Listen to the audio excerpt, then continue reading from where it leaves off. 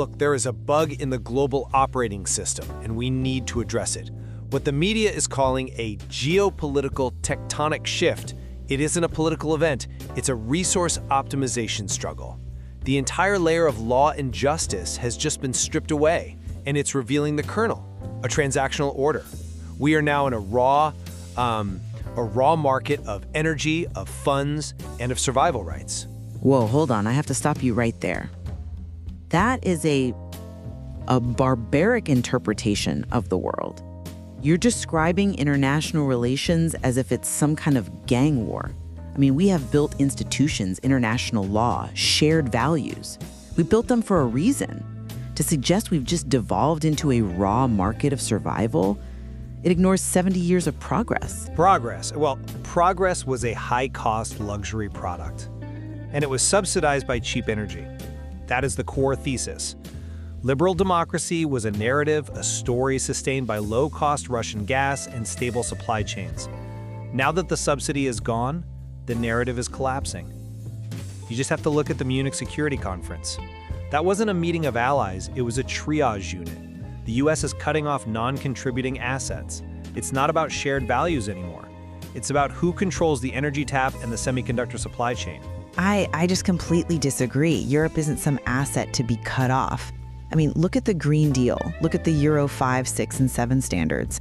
That represents moral leadership. We're setting the civilization standard for the planet.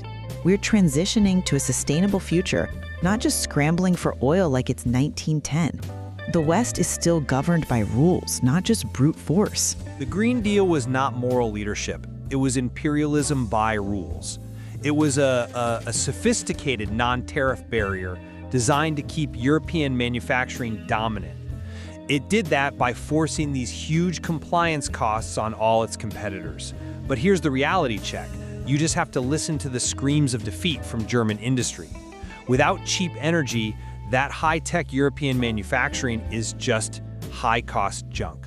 The green brand has been completely crushed by khaki necessities. You can't maintain an environmental luxury narrative when you are in a survival deficit. But you're ignoring the power of innovation. We aren't trapped in some zero-sum game of resources because we have technology, AI, renewable alternatives, new material sciences. I mean, these will solve the scarcity issue. We don't need to fight over resources. We invent our way out of it. That is the entire history of human progress. And that is the myth that killed the system.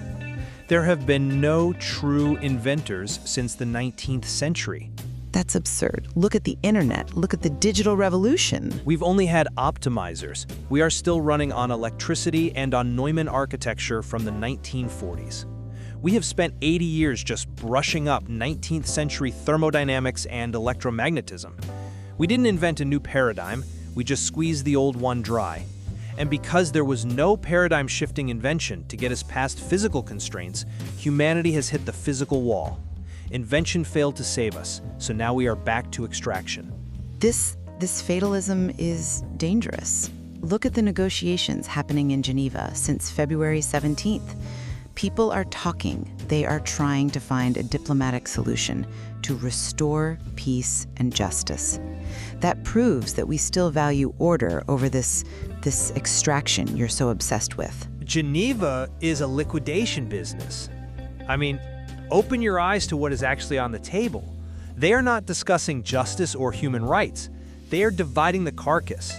It is about pipelines, it's about wheat routes, and it's about reconstruction rights. It is the formal acknowledgement that the world has moved from the rule of law to the rule of force and resources. It's a bankruptcy hearing for the old order where the creditors are claiming the physical assets, the land, and the energy. But after the conflict settles, surely we return to normal, right? Once the borders are drawn, the global economy can breathe again. We can go back to growth, to cooperation, to a world where we aren't just wolves fighting over a bone. We have to believe that the system can recover. There is no normal to return to. The conventional economy was based on pre-spending future resources. It was called debt, and that debt is now due. The old operating system of accumulation is dead. The green illusion, the tech salvation, these were delusions of a surplus that no longer exists. The only rational investment remaining is the transition to a survival-based logic. In a world where invention failed to save us from extraction, the only currency is physical control. The debate is over. The liquidation has begun.